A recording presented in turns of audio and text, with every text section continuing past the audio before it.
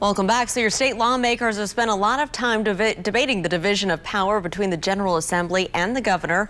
Well, that battle came to a head on two fronts this week, as our Steele explains in today's Statehouse Roundup.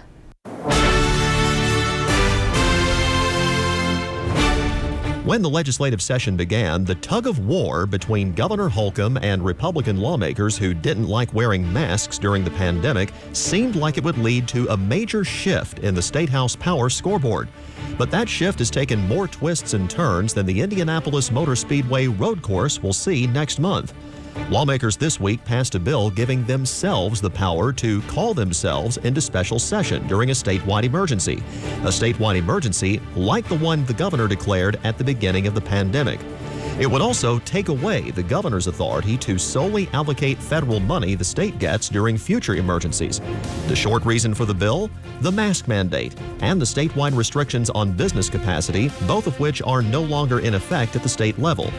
Here's the issue. The state constitution says only the governor can call lawmakers into special session. Holcomb says he'll veto the bill. If lawmakers override the veto, the governor would likely head to court. There was another effort to take power away from the governor, but this week it got watered down in a big way. The Senate had passed a bill barring the governor and the state election commission from making any changes to elections the way they did last year during the pandemic. The governor had that power because the same Republican legislature gave him that power. However, some conspiracy theorists believe changes in election dates and methods across the country last year helped Joe Biden beat Donald Trump in the presidential race, despite no evidence that was the case.